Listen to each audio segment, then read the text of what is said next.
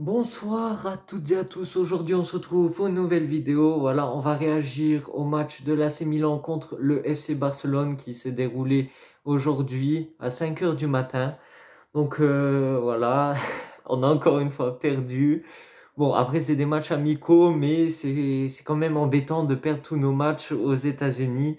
Encore plus le premier où on était en train de gagner 2-0. Voilà, donc ce match, il a été moins impressionnant, moins intensif que les autres matchs, que contre le Real Madrid par exemple. Donc voilà, et c'est que contre qui on a joué l'autre jour aussi? J'ai complètement oublié.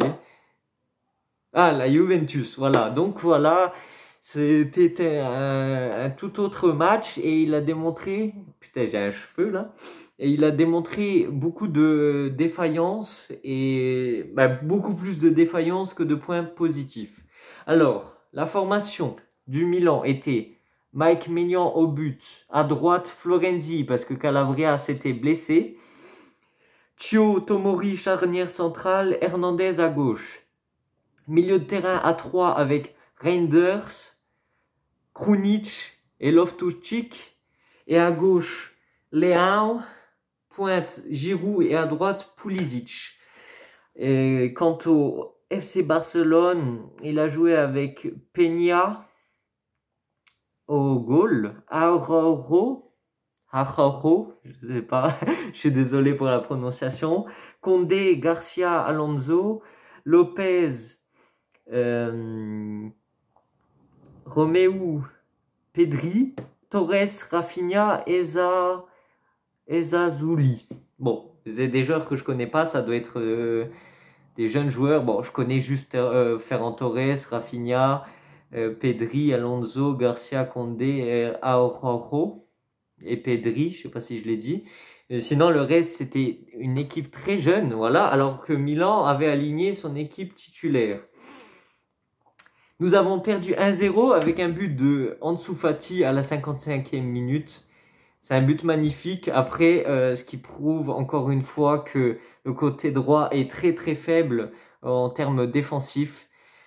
On peut pas trop compter sur Florenzi, voilà, qui a joué aujourd'hui parce que Calabria est toujours blessé. Déjà que Florenzi, c'est un miracle qu'il soit sur le terrain parce qu'il est toujours blessé. Et Calabria, il est toujours blessé et en termes de prestations, il n'est pas toujours à la hauteur. Donc, voilà, faut penser, il faudrait acheter un latéral droit. Après, on a pris Jiménez du Real Madrid, certes, sauf qu'il va jouer pour la Primavera. Et on a remarqué ces derniers temps que Pioli avait du mal avec les joueurs jeunes de les intégrer. À la limite, il avait fait jouer Kaloulou et encore, il avait du mal à le faire jouer constamment. Donc, quels sont les points positifs? C'est qu'il y a des automatismes qui sont en train de se créer avec des joueurs comme Loftus-Cheek et Reinders. Voilà, Reinders, point positif, même si à un moment, à la fin du match, il a loupé une occasion. Aïe, aïe, aïe, j'ai vu l'occasion, je me suis dit, non, tu peux pas louper ça, tu peux pas. Il était devant le gardien, c'était un penalty en mouvement, bon, ça arrive, c'est un match amical. Vaut mieux qu'il le fasse maintenant, je préfère qu'il le fasse maintenant, cette erreur, que durant le championnat. Et là, ça m'énerve quand on loupe des trucs comme ça. Donc voilà, on a vu quelques petites actions. Des échanges entre Loftus-Cheek et Reinders, Loftus-Cheek qui a lancé dans la profondeur Reinders, qui était un peu excentré et qui a fait une frappe que le gardien a déviée en corner. C'était une belle action, dommage que ça s'est pas concrétisé. Voilà, après Reinders, il est en train de se faire remarquer sur quelques petites actions, c'est très très bien ça. Un autre point positif, c'est Leão, il est en forme championnat, voilà, il est dévastant.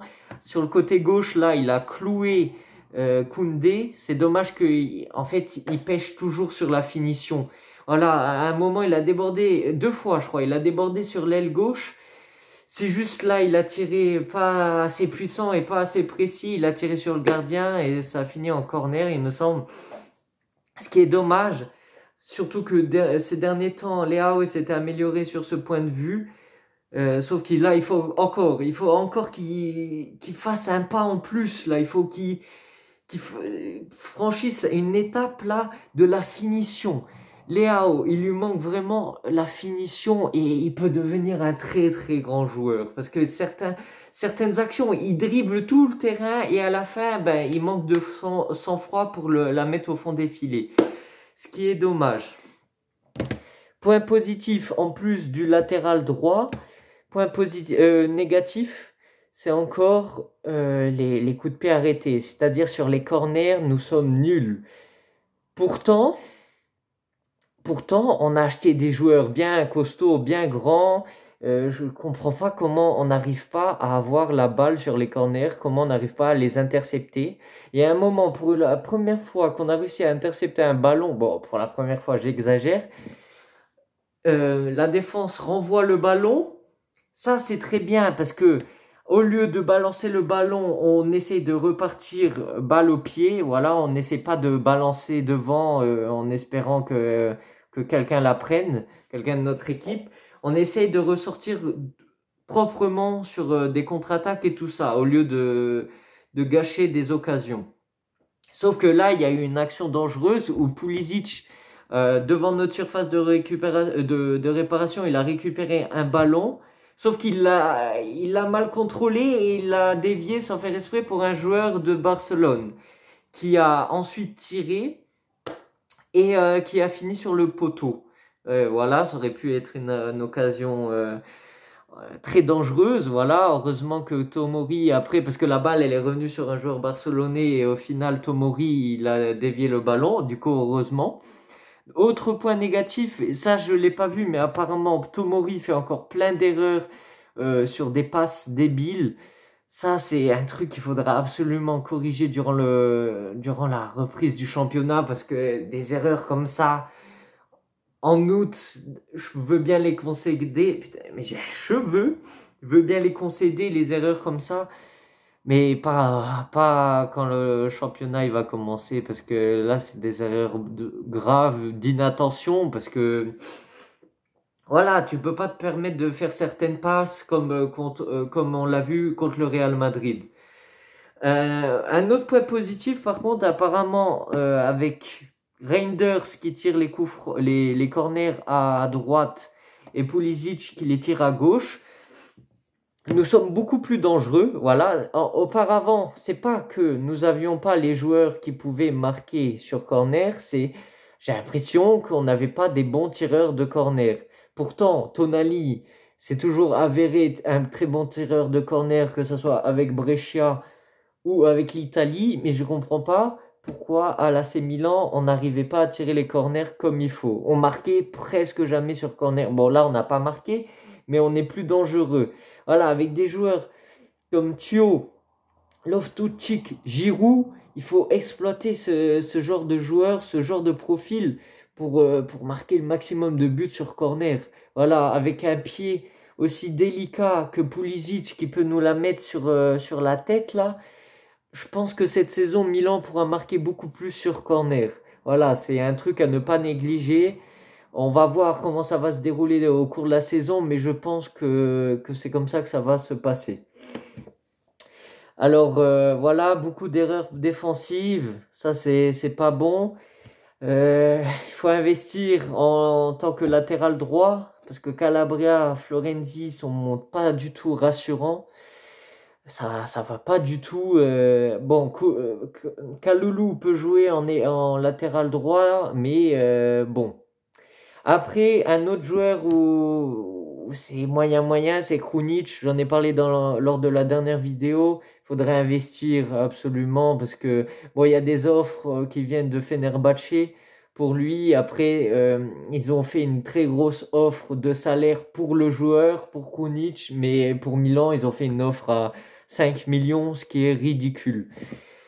Donc voilà, je pense avoir traité tous les sujets. Non, le pressing, on s'est fait beaucoup bouffer par le pressing parce que voilà, Barcelone met beaucoup d'intensité.